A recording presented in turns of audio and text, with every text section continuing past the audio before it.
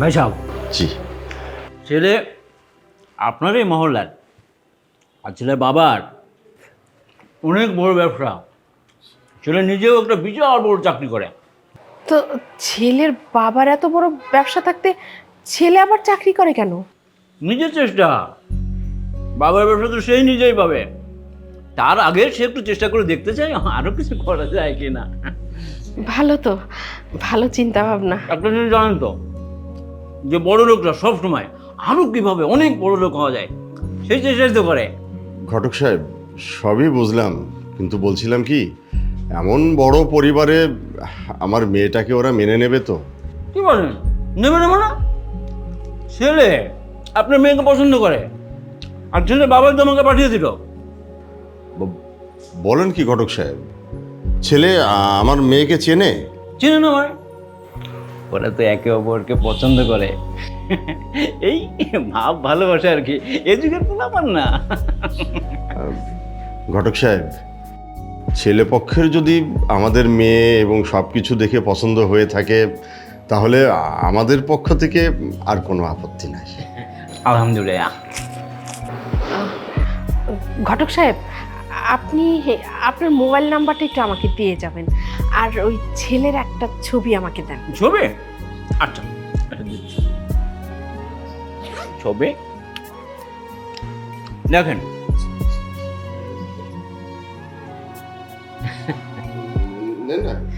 না না বা, হ্যাঁ ঠিক আছে, ঠিক আছে। সারা জীবন তোমার এই স্বার্থপরতা আমার একদম ভালো লাগে না। আচ্ছা, আমি না হয় আমার মেয়েকে নিজের চোখে দেখি, কিন্তু তুমি তো তোমার দুই মেয়েকে সমান চোখে দেখো না। কে বলেছে? কে বলেছে আমি আমার দুই মেয়েকে সমান চোখে দেখি না? আমি আমার দুই মেয়েকে সমান চোখে দেখি। আচ্ছা, তাই যদি দেখো, তাহলে তুমি নাবিলার সাথে ওই ছেলেটার বিয়ে না দিয়ে তুমি নিতুর সাথে ওই ছেলেটার বিয়ে দেওয়ার ব্যবস্থা করে দাও। কি বলছো এসব তুমি? না না, এটা আমার পক্ষে কোনোদিনই সম্ভব হবে না।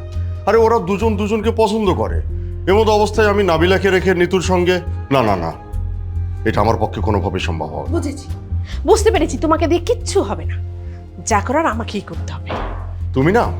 তুমি একটুও বদলাওনি, ঠিক শুরুতে যেমন দেখেছিলাম এখনো ঠিক তেমনিই রয়ে গেছো। আমি ঠিকই আছি, তোমার মতো না। এই নিতু, নিতু।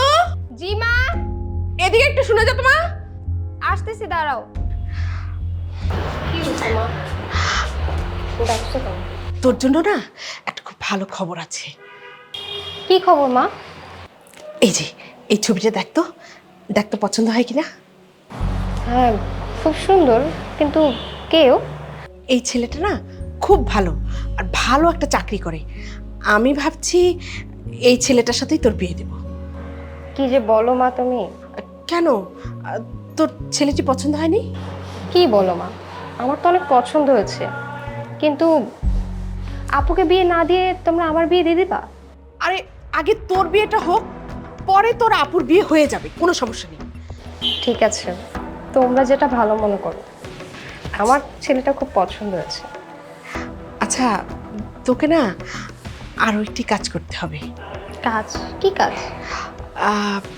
এই ছেলেটা নাবিলার পরিচিত, আর নাবিলা যদি চায় তাহলে এই ছেলের সাথে তোর বিয়ে দিতে পারবে।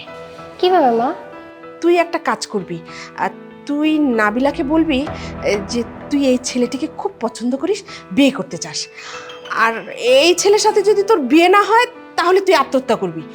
আর এই কথা শুনলেই নাবিলা যে করেই হোক এই ছেলেকে রাজি করাবে, আর তাহলে তুই এই ছেলেটাকে বিয়ে করতে পারবি। বলে কি বলো মা? আত্মহত্যার কথা কেন বলতে হবে?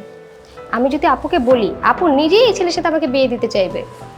আচ্ছা ঠিক আছে, তাহলে নাবিলা এলে আজকে ওকে এই কথাটা বলবি, ঠিক আছে? আচ্ছা মা।